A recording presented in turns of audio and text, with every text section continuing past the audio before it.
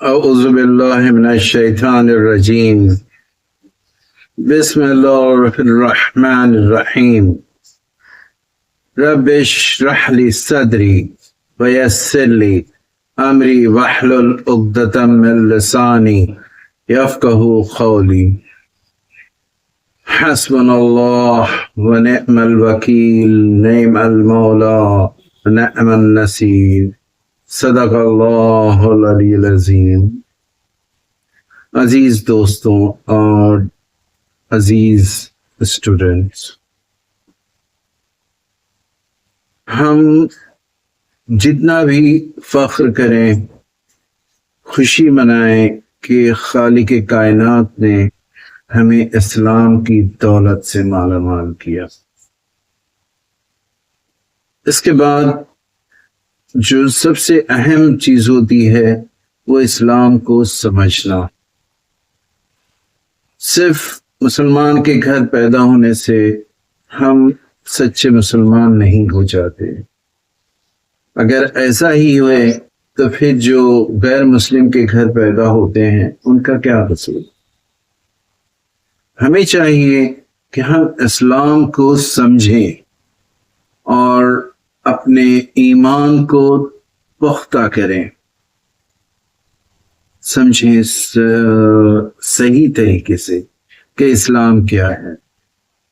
جب ہم اسلام کی سمجھنے کی جانب آتے ہیں تو سب سے پہلی چیز جو ہمارے لیے اہم ہے دوستوں، وہ ہے توحید۔ بسم اللہ الرحمن الرحیم۔ قل اللہ احد اللہ الصمد لم یلد ولم یولد ولم یکن لہ کفوا احد۔ کہو کہ وہ اللہ ایک ہے، اس کا کوئی نہیں، نہ اس کو پیدا کیا کسی نے، نہ کسی نے اس نے کسی کو پیدا کیا۔ بہت بڑی بات ہے۔ اگر ہم مسلمان خود کو کہتے ہیں تو ہمیں توحید کو سمجھنا پڑتا۔ توحید کہتے ہیں جو لفظ ہے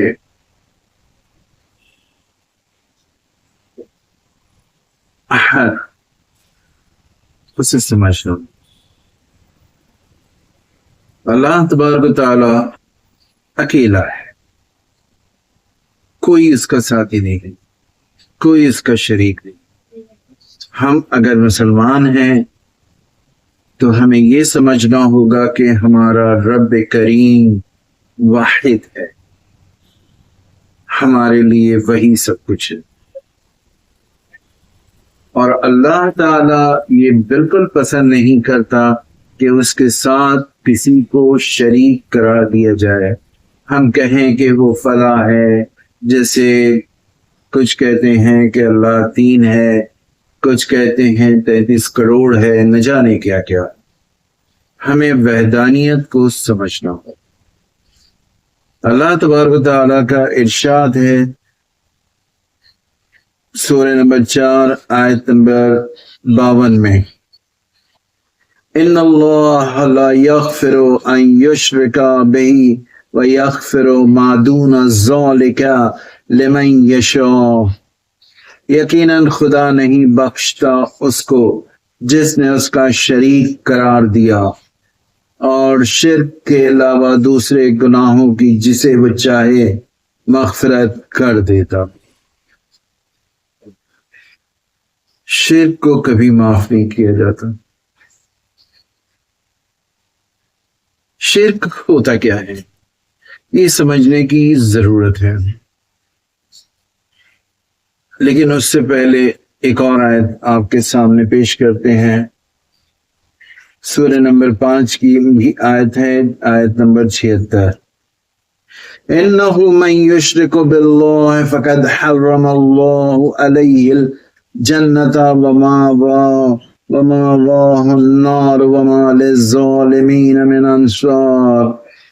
بے شک جو کوئی اللہ تعالی کا شریک قرار دے، یقیناً خدا اس پر بہشت حرام کرتا ہے، اور اس کا ٹھکانہ جہنم قرار دیتا ہے، اور ظالموں کے لیے کوئی مدد کرنے والا نہیں ہے۔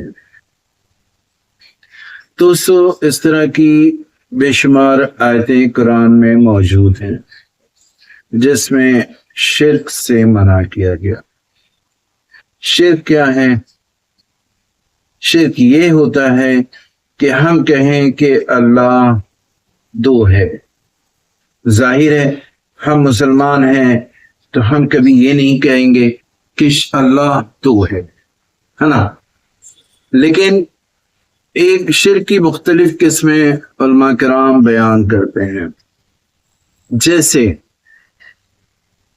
اگر آپ یہ کہتے ہیں، اگر ہم یہ کہیں کہ فار ایگزامپل بچہ بہت بیمار تھا، ہمارا ایک دم سیریس ہو چکا تھا، وہ شفا یاب ہوا، تو ہم یہ کہیں کہ اگر فلاں ڈاکٹر نہ ہوتا تو میرا بچہ نہیں بچتا۔ اگر یہ خیال بھی ہمارے ذہن میں آ گیا تو دوستوں یہ شرک ہوگا۔ ہاں، یہ ہم ضرور کہہ سکتے ہیں کہ اللہ تبارک و تعالی نے اس ڈاکٹر کے ذریعے میرے بچے کو شفا عطا کی۔ شفا دینے والا اللہ ہے۔ اگر ہم یہ کہیں کہ بھئی اگر آپ نہ ہوتے تو میرا یہ کام نہ ہوا ہوتا، بالکل غلط،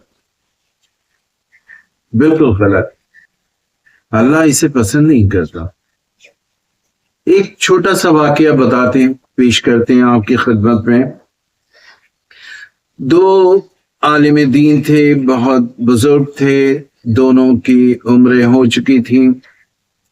دونوں نے ایک دوسرے سے باتوں باتوں میں یہ وعدہ کیا کہ جس کا بھی ہم میں سے انتقال ہو جائے وہ دوسرے کے خواب میں آ کر بتائے گا کہ بھئی اب زندگی کے بعد جو انتقال کے بعد کی زندگی ہے وہ کیسی ہے۔ ایک عالم تھے، اس میں ان کا انتقال ہو گیا۔ عالم تھے، عابد تھے، جو حیات تھے وہ اب انتظار کرتے رہے کہ بھئی پاسبل ہے وہ فلاں میرے خواب میں آئے۔ دن گزرے، مہینے گزر گئے، کئی سال گزر گئے، ان کا انتظار جاری رہا۔ کچھ سالوں بعد ایک دن انہوں نے خواب دیکھا کہ ان کا وہ دوست ان کے خواب میں آیا ہے۔ انہوں نے پوچھا کہ بھئی آپ تو عالم تھے، عابد تھے، پرہیزگار تھے، پھر کیا وجہ رہی کہ اتنے سال گزر گئے آپ میرے خواب میں نہیں آئے، کیا وجہ ہے؟ انہوں نے بتایا کہ دراصل ایک ساری چیزیں تو اپنی جگہ ٹھیک ہیں، لیکن اللہ تعالی مجھ سے ایک سوال کرتا ہے، اس کا وہ میں جواب نہیں دے پا رہا۔ جو حیات تھے انہوں نے پوچھا کیا سوال ہے؟ انہوں نے خواب میں بتایا کہ دراصل ایک دن صبح کا وقت تھا، میں اپنے گھر سے باہر نکلا اور میری زبان سے یہ جملہ نکل گیا کہ واہ، آج کا موسم کتنا اچھا ہے، کتنا اچھا منظر۔ یہ میری زبان سے نکلا، اور آج اب انتقال کے بعد اللہ تعالی مجھ سے یہ پوچھ رہا ہے کہ یہ بتاؤ کہ ہمارا کون سا منظر، کون سا موسم خراب تھا جو اس دن فلاں دن تم نے کہا کہ آج کا موسم اچھا تھا۔ تو موسم خراب کون سا تھا؟ وہ آگے کہتے ہیں کہ میں بتا نہیں پا رہا، میں اللہ کو اس کا جواب نہیں دے پا رہا۔ معمولی سا جملہ، وہ موسم بہت اچھا ہے، اس پہ عالم کی پکڑ ہو گئی۔ تو ہم لوگ جو اٹھتے بیٹھتے غلط جملے بیان کرتے رہتے ہیں، ہمارا انجام کیا ہوگا؟ اللہ کے ساتھ کسی کو شریک نہیں کرنا چاہیے، اللہ پر توکل کرنا چاہیے، بس وہی ہے واحد، کوئی دوسرا نہیں۔ قرآن کریم کی آیت ہے، اللہ تبارک و تعالیٰ کا ارشاد ہوتا ہے، لو کان فیہما آلہۃ الا اللہ لفسدتا، اگر ایک سے زیادہ دو خدا ہوتے، ایک سے زیادہ ہوتے تو ان میں فساد ہوتا۔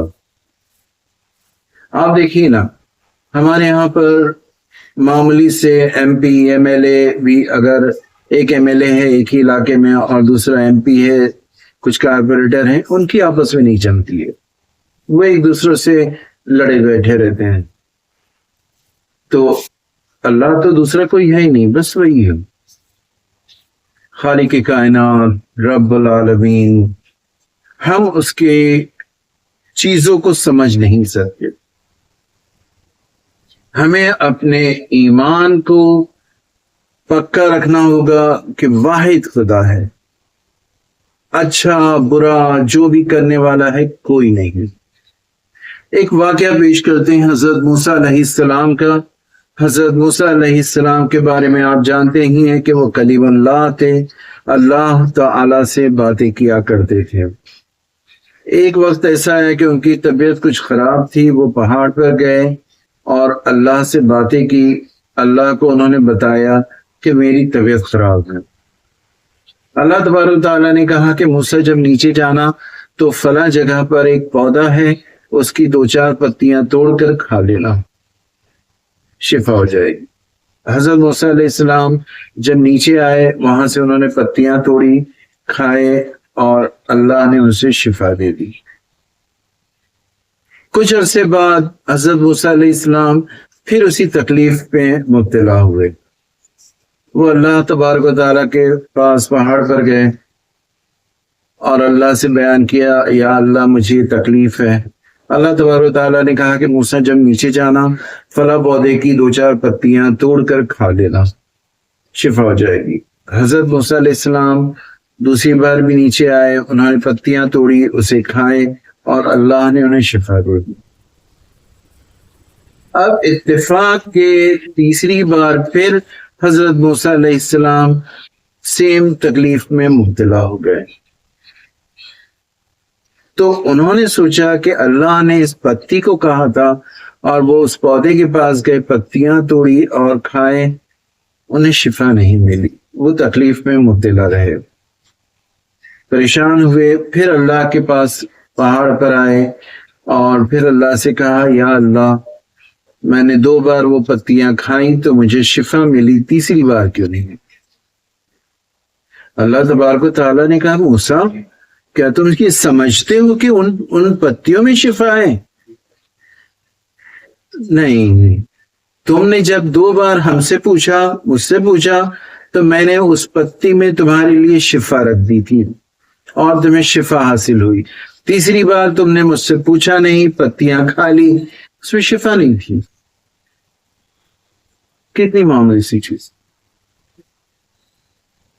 حضرت موسیٰ علیہ السلام جیسے نبی کو اللہ نے کہا۔ تو جب ہم کہتے ہیں کہ بھئی فلاں اگر ہماری مشکل ہوتی ہے، جیسے کوئی کمی ہوتی ہے، کوئی رزق کا معاملہ ہوتا ہے، کوئی پریشانی ہوتی ہے، ہم فوراً سوچتے ہیں کہ چلو اچھا رزق کی کمی ہے، وہ فلاں میرا دوست ہے وہ پورا کر دے گا، وہ فلاں میرا دوست ہے اس سے میں قرض لے لوں گا، وہ فلاں میرا جاننے والا ہے، میرا بھائی ہے، رشتہ دار ہے، وہ کر دے گا۔ کیوں کر دے گا؟ کیا کر دے گا؟ قدرت تو اللہ کے پاس ہے۔ یہ کبھی نہ سوچیں کہ فلاں ہماری مدد کر دے گا، فلاں میری مشکلیں دور کر دے گا۔ کوئی مشکل دور نہیں کر سکتا سوائے خالق کائنات کے۔ مشکلیں اسی کی طرف سے آتی ہیں اور تکلیفوں کو دور کرنے والا بھی وہی ہے۔ دوستوں، رسول اکرم کی ایک حدیث ہمارے سامنے ہے، ہم چاہتے ہیں کہ آپ لوگوں تک اسے پہنچائیں۔ آیتیں تو بہت ساری ہیں، ایک حدیث ہم چاہتے ہیں آپ تک پہنچائیں۔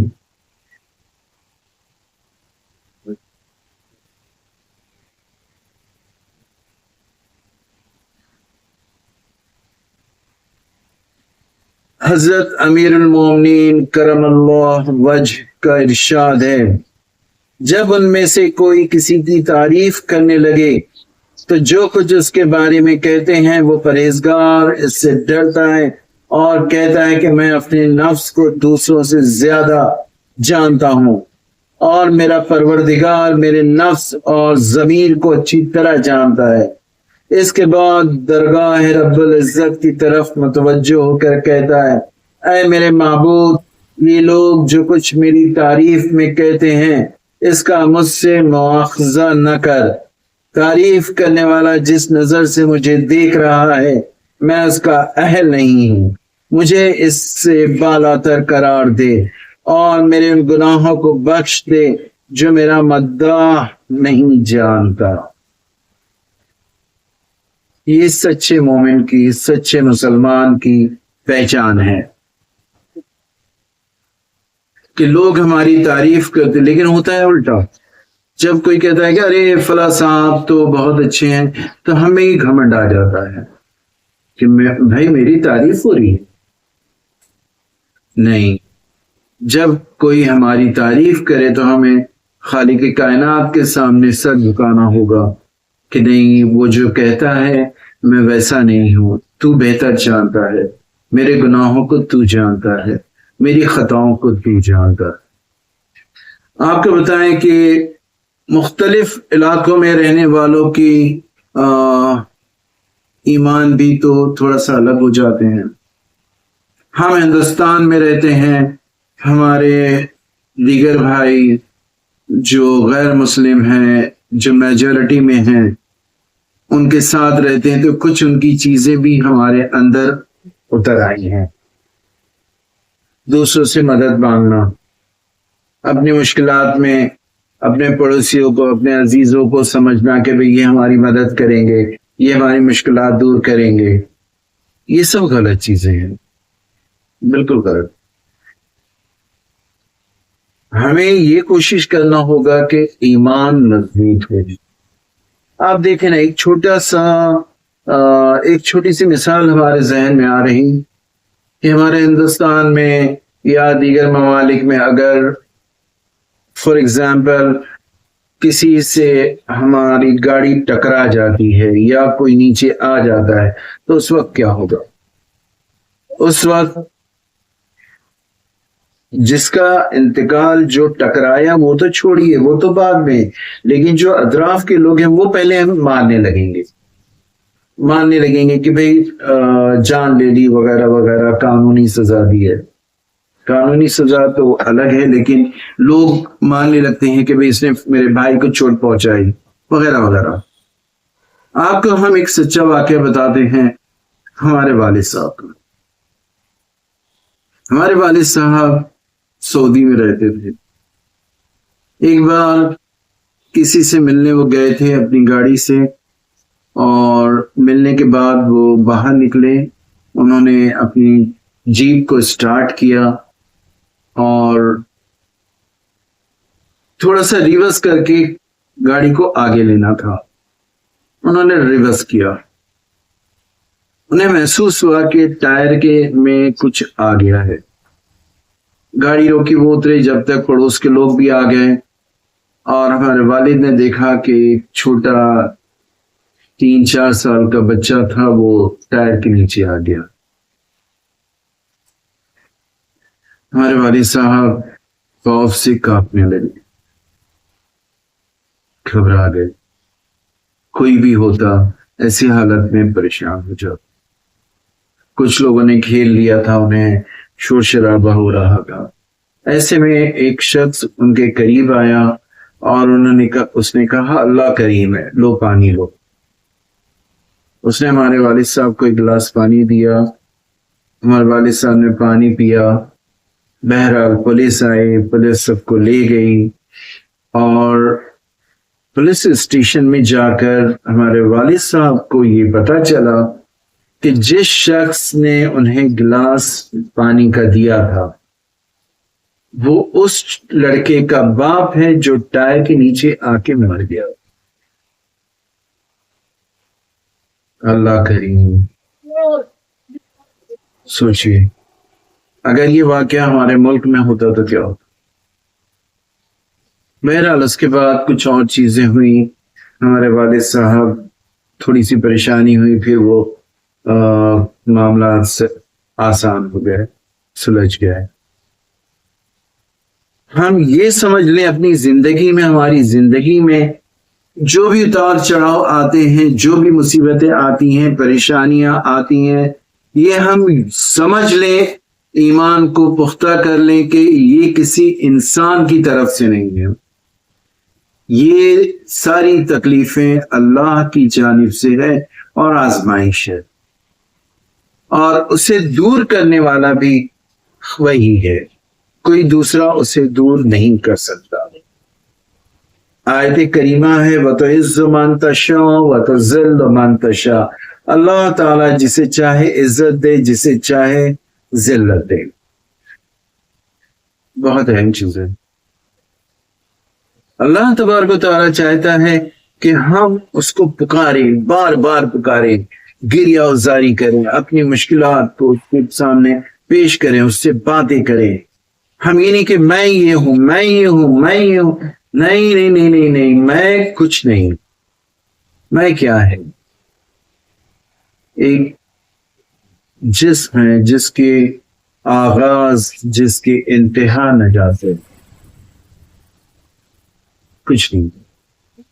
ہمیں ایمان کو اپنے صحیح کریں دوستو، نوجوانوں، اللہ تعالیٰ پر توکل کریں، اس کی وحدانیت کو سمجھیں۔ ایک چھوٹا سا واقعہ ہے رسول اکرم کا۔ ایک شخص رسول اکرم کی بارگاہ میں آیا، اس نے دروازہ کھٹکھٹایا، آپ گھر کے اندر تھے، آپ نے پوچھا کون ہے؟ اس شخص نے کہا میں۔ پس حضرت میں کے استعمال سے غضبناک ہوئے اور گھر سے تشریف لائے اور پوچھا میں کہنے والا کون تھا؟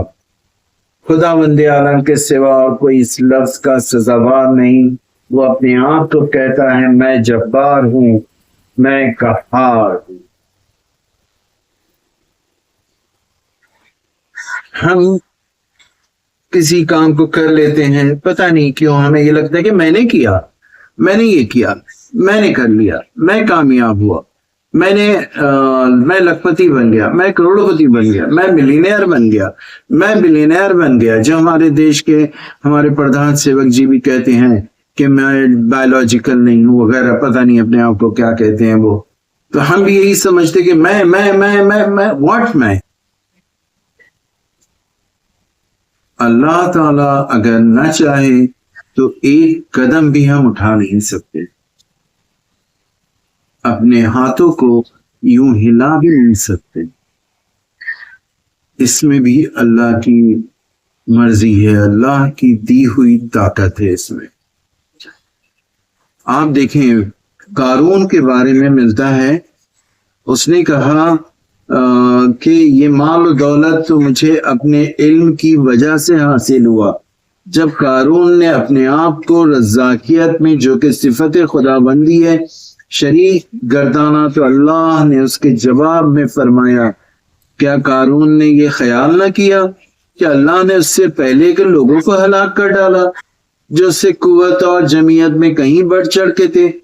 اس لیے اگر قارون از خود کسی قسم کی قدرت و طاقت رکھتا ہے تو اپنے آپ کو ہلاکت سے کیوں نہ بچا سکا؟ قارون جس کے پاس زبردست خزانہ تھا، اس نے کہا میں نے اپنے علم سے حاصل کیا۔ ہم میں سے بہت سے لوگ بھی یہی کہتے ہیں کہ میں گریجویٹ ہو گیا، میں پوسٹ گریجویٹ ہو گیا، میں انجینئر بن گیا، میں ڈاکٹر بن گیا، ماشاءاللہ یہ بلڈنگ میری بنائی ہوئی ہے۔ بھئی کیا ہے؟ ایک لطیفہ یاد آتا ہے جو کالج کے دنوں میں ہم نے سنا تھا۔ ہماری کالج کے قریب ہی سمندر تھا، تو ایک دوست نے ہمیں واقعہ سنایا، لطیفہ سنایا، یہ بہت بعد میں مشہور ہوا کہ ایک شخص چوپاٹی پر ٹہل رہا تھا، اس نے دیکھا کہ شیطان بیٹھا گریا کر رہا ہے اور شیطان کے آنسو بہہ کر سمندر میں جا رہے۔ وہ شخص اس کے قریب آیا اور بولا کہ بھائی کیوں رو رہے ہو؟ اس نے بولا اور زور سے رونے لگا۔ اس شخص نے کہا بھائی تم شیطان ہو، تمہارے پاس طاقت ہے، کیوں رو رہے ہو؟ وہ اور زور سے رونے لگا اور آنسو بہنے لگے۔ تیسری بار جب اس شخص نے پوچھا بھائی کیوں رو رہے ہو، تو اس نے کہا کہ یہ مرین ڈرائیو دیکھ رہے ہو، یہاں پر جو عمارتیں ہیں، جو سب کچھ ہے۔ اس نے کہا ہاں۔ تو شیطان نے کہا کہ ان لوگوں کو یہ ساری چیزیں میں نے دے دی، میری وجہ سے ملی، اور جب میری وجہ سے مل گئی تو اب یہ کہتے ہیں کہ ھذا من فضل ربی، یہ میرے رب کا کرم ہے۔ مطلب ساری چیزیں غلط طریقوں سے حاصل کر کے اب اللہ آپ کو کہہ رہے ہیں۔ ایک لطیفہ تھا۔ بہرحال ہمیں اپنی چیزوں پر غور و فکر کرنا ہوگا کہ اپنی ہر چیز کو پوری طرح سے خالق کائنات پہ ڈال دیں، اٹھیں، اس سے گفتگو کریں، یا اللہ ہماری مشکلات یہ ہیں، اس سے تو ہی حل کرنے والا ہے۔ مومنین سے چاہیے کہ ایک دوسرے کے لیے دعا کی گزارش کریں، کیونکہ جب ایک بندہ دوسرے کے لیے دعا کرتا ہے تو وہ دعا معصوم کی طرح ہوتی ہے، اللہ اسے قبول کرتا ہے، اور وہی چیزیں اس دعا کرنے والے کو بھی قبول کرتا ہے۔ ہمیں وحدانیت کو سمجھنا ہوگا کہ دنیا میں جو کچھ ہوتا ہے وہ صرف اللہ کی مرضی سے ہے، اللہ کی مرضی کے علاوہ کچھ بھی نہیں، کچھ نہیں۔ ہاں یہ ضرور کہا جا سکتا ہے کہ بعض لوگوں کا سوال ہوتا ہے کہ جیسے غیر مسلم ہیں وہ تو بتوں سے مانگتے ہیں، تو مورتی پوجا کرتے ہیں، تو ان کی حاجتیں کیسے پوری ہوتی ہیں؟ بھائی مورتیاں ان کی حاجت پوری نہیں کرتی، بس اللہ تعالیٰ انہیں آزاد چھوڑ دیتا ہے، کیونکہ بھائی ہو سکتا ہے کہ بہت سے لوگ نیک کام کرتے ہوں لیکن ایمان صحیح نہیں، وحدانیت کو نہیں مانتے، تو اللہ بہرحال ہر ذرے برابر جو نیکی ہوگی، ذرے برابر جو برائی ہوگی، اس کی سزا اور جزا دے گا۔ تو اللہ تعالیٰ انہیں اس دنیا میں ہی جزا دے دیتا ہے تاکہ وہ قیامت میں پھر بعد کا لفڑا نہیں ہوئے، بعد میں یہ ساری چیزیں نہیں ہونا چاہیے۔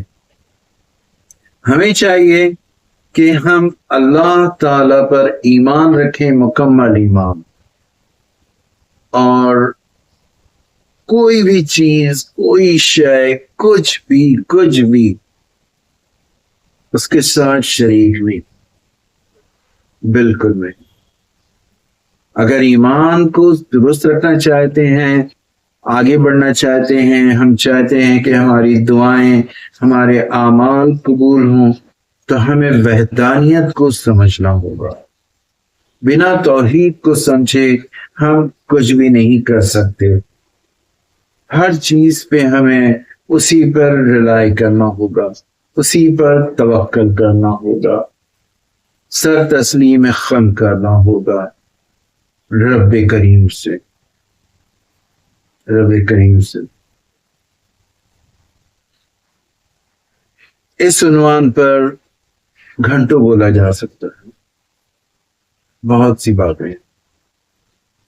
مختصر یہ کہ یہاں پر آج کا ہم یہ پروگرام ختم کرتے ہیں اس امید کے ساتھ کہ ہم اپنے اعمال میں، اپنے کاموں میں وحدانیت کو، توحید کو یہ مد نظر رکھیں گے، اور یقین رکھیں گے کہ ہر برائی، ہر بلائی، ہر چیز ذرہ برابر بھی ہمارے ساتھ جو کچھ ہوتی ہے وہ خالق کائنات اس کا ذمہ دار ہے، وہی کرتا ہے، بنانا بگاڑنا سنوارنا سب اسی کو،